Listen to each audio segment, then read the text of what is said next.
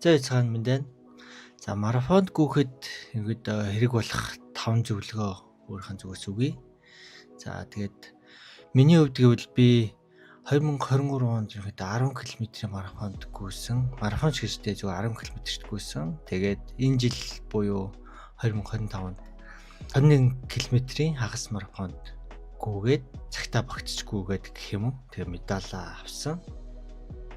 За хамгийн эхлээд хэрэгсэл яг юу хэрэглэх болт юм бэ гэдэгт ярилцъя. Миний хувьд яг хэрэгсэл гэвэл би юм хантаад зүйсэн. Тэгээд юм бүслэхээний бас юм утас юм хийдэг юм зүйсэн. Мэдээж 21 км марафонд юм подолк мэрч буй подолк өгөн тэгээд ийм цүнх өгөн тэгээд ус өгжсэн, алчуур өгжсэн, оймс өгжсэн, номер дугаар тэгээд чип өгдөг. Тэгэд миний хувьд яг нэгдүгээрч ярьж байгаа хэрэгсэл тоног төхөөрөмжтэй. Энэ цүнх нэг тийм амар хэрэгтэй санагдаагүй. Яг тэгвэл энэ ингээд үүрцэн бахад ингээд хөдлөөд идэг заавал ингээд барих ч юм уу. Яг биенээс бүр чанга уйхгүй л бол дотор юм хийгээг байх ч гэсэн ингээд хөдлөөд байх жоох сул талтай байлээ. Тийм болохоор би энэ цүнхийг яг гүгтээ зүгээд тэргүй, үүрээ тэргүй гэж бол зөвлөнө. Юу хэрэг болсон бэ гэхээр энэ хантаацны энэ керматин хантаац маань айгүй хэрэг болсон. Энэ шигээ уцаа цагаа тэгээд ингээд бүр чангалчингууд хоёр талтай юм чангалт үүтэй хоёр талд нь чангалчингууд ерөнхийдөө хөдлөхгүй. Тэр юм юуных энэ доогоор ингэж зүүдэг нэг теле маягаар зүүдэг нэг юм байдсан шүү дээ. За энэ надад тийм хэрэгтэй санагдаагүй. Хүмүүсийг харахад бас өөрөө зүүгээд явхад энэ ч нэ уццай чингүүд ингээд сэгсэгдээд хөдлөөд идэм билээ. Яг чангалчвал гайгүй гэж магадгүй. Гэхдээ надад бол энэ их зүгээр санагдсан юм хантаац. Тэгээ эн чинь бас энүүгээрээч чангалаад энэ хажуу талаараа ч гэсэн ингээд чангалцдаг болохоор айгүй тийм үр дүнтэй санагдсан. За тэгээ хоёрдугаарт би мертүүз мэг нэг юм ханцуутай юм. Тэгээ хөлний тийм мертүүзаас өмссөн. Тэр бас яг марафонд гүйж явахдаа юм зарим хэсгээрээ юм ус шүршдэг хэсгүүдээс тэр нь ингээд гоё сэрүүцээд тэгээд норход тийм даарахгүй ч юм уу салхи нэвтрүүлэхгүй ингээд гоё дулаана ингээд бариад яваад байх зүгээр санагдсан. Ялангуяа бороотой үед яг марафон таарвал энэ их хэрэгтэй санагдсан. Ихэнх хүмүүс яг тэгээ миний гутал нэг жоохон яг гүйлтийн дараа хумс болон хөл маань жоохон өвдсөн. Яг бүр амар зөрүүлтийн гутал биш байсан болохоор тэр нь болоо хумс маань жоохон гэмтсэн санагдсан. Яг зориултын гоё тийм үнэтэй биш те гүйлтийн зузаан болтой пүүз байл зүгээр юм билэ. Тэгээ бас нэг өгж байгаа энэ дээр зөвлөгөө нь гэвэл яг өөр таарсан тийм пүүз эртхэн аваад тэгээ тэрийг хөлдөө дасгаад өмсөх хэрэгтэй гэдэг юм билээ шүү. Тэгвэл зарим хүмүүс яг гүйлтийн өмнөх өдрөө өмсөж үзээгүй тийм хөлдийн эвгүй гутлаа авчаад тэрийг яг марафоны үеэр өмсчөөд хөлнөө холгоод байдаг талтаа санагдсан. За тэгээд эннийхээ гадуур ерөнхийдөө би яг урд талдаа номер зүүсэн чип маань ерөнхийдөө яг үдээсэндээ орсон. Зарим хүмүүс өмнөх жилийнх болохоор чип маань номер дээр байсан санагдаад байна.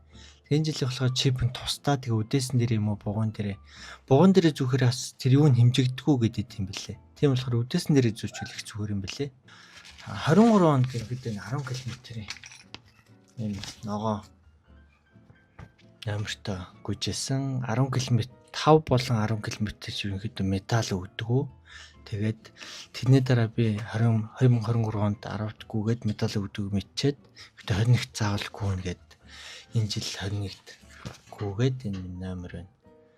Номер ерөнхийдөө бас нэг зөвлөгөөлөхэд урдаа зүүхээрээс ингээд өрчигээ ч юм ингээ хөдлөөд байх талтай мэлээ. Тэгэхээр ардаа зүүчвэл ер нь их зүгээр юм бэлээ.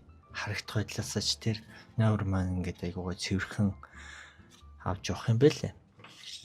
За тэгээд хоёрдугаарт яг марафонд орох байгаа бол мерч тараадаг.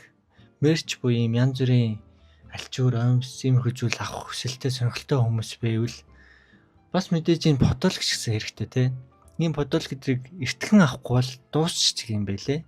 Би болохоор марафон эхлэхээс 3 хоногийн өмнө авсан чинь миний оймс ирээгүй, алчуур ирээгүй, Тэгээд өөр нэг ганц хорин байж юмаа ирээгүйсэн. Тэгээд бүр сүүлд яг өмнөх өдөр авсан хүмүүс бүр подол гэрээгүй байсан.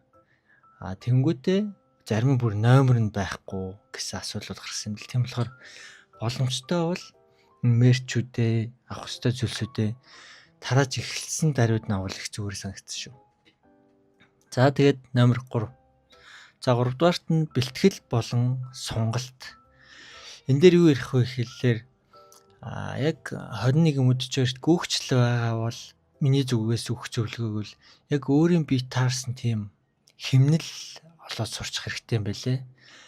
Тэр нь юу вэ гэхэлээр яг нэг хурдаар ингээд жигд гүйх. Ингээд нэг их биш нэг бага биш. Яг л нэг хурдаар гүйвэл зөв юм байлээ. Би бас яг тэгж гүйж бас чадаагүй сүгэлд нэрхөөдөө тэрийг ойлгосон.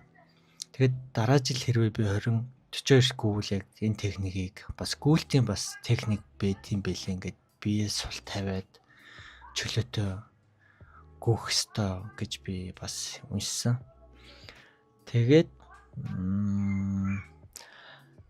тийм 3 дээр гол хэлэх зүйл нь бие дасгаад яг 21 км-т гүйж байгаа бол одоо хэдийн хэмжээнд би яг гүйх нөө миний яг потенциал ямар уу гэдгээ өөрөө мэдээд авчих хэрэгтэй юм байна. Ерөнхийдөө нэг 2-3 сарын өмнө гүйгээд за би 10 км-ийг ийм хугацаанд туулд юм байна. Тэгэхээр 21-ийг ийм хугацаанд туулах юм байна. Тэргээд баримжаагаа олгоод авчих юм байлээ. За тэгээд 4-р цүнх үрж явж байгаа бол цүнхэндээ юу авчих ёстой вэ гэдэг дээр ярилцъя. Гол авч явах ёстой зүйл бол нэмэлт ус, energy drink, тэгээд jelly, минерал гэдэг ийм жижиг хэмжээтэй юмнууд байдаг ш. Тэд нэр их зүгээр юм билээ. Ялангуяа 21-44 дээр гүйж байгаа бол яг тэгвэл яг 10 км юм уу 20 км гүүргээд дондоо орж яхад ингээд зарим хэсгүүдээр ус нь ингээд дууссан байдаг. Яг цэгүүдээр. Тийм болохоор өөрөө нэмэлт устаа явж явахгүй бол тэр цэгүүдээр усгүй үед ингээд нэг хэцүү санагдсан. Саяас энэ жил гүйж яхад 21-ийн яг 10 дээр нь тараахаас ус нь байхгүй. Тэгээд цаашаа дахиад 5 км гүйжээж устаа болсон. Тэгээд би азараа нэг energy drink талбай дээр тарааж явах үед яг тэрийг авч таарсан болохоор energy drink уусан. Бас уух нь зөв юм шиг үлээ. Тэгэд energy drink-с илүү бас тэр jelly, минералууд юм зүгээр юм бэл юм цэлцэгнүүрэн юмнууд өгдөө штэ. Тэр дандаа юм шим тижэлтэй нүүрс ус гэдэг штэ тий. За тэгээд 5 дугаарт буюу хамгийн сүүлд аль болох нэг темпээр ингээд гүйж сурах нь хамгийн гол арга техник гэж би хөвдөө ойлгосон. Би болохоор нэг удаа нэг хурдан ингээд янз янзэр гүйгээд байсан. Тэгээ гүйлтэн дундаа зарим хүмүүс ийм архаг тамирчид надад ерөнхийдөө тийм зөвлөгөө өгөөд би яг гүйлтэн дундаасаа 10-аас хойш яг гоё жигд гүйгээд гүйсээр хагаад ерөөсөө зогсолтгүй алхалтгүй ингэж хурдан ч биш бүр удаан ч биш яг нэг темпээр гүйсээр хагаад ядралт гүйсээр хагаад орж ирсэн. Тийм болохоор энэ хамгийн чухал зөвлөгөө байна. Тэгж хурдан юм уу удаан гүйгээд хахаар хүний бие нөгөө булчин ингээд гинт чочоод ингээд чөрөмс татах эсвэл ингээд эвгүй болох тийм асуудал гарч ирэх тийм бэлээ надаас тэр тулгарсан. Тийм болохоор энэ хамгийн чухал зөвлөгөө байх гэж бодоод хүргэлээ. За тэгээд өөр асуух зүйл байвал комент хэсэгт бичээрэй. Юу ярих вэ? Үлдээсэн байна. Өөр бас надаас илүү туршлагатай мэдлэгтэй хүмүүс байгаах гоё зөвлөх зүйлсүүд байвал хүмүүст комент хэсэгт бичээд үлдээгээрэй. За тэгээд дараагийн бичлэгээр уулзъя. Bye. Peace.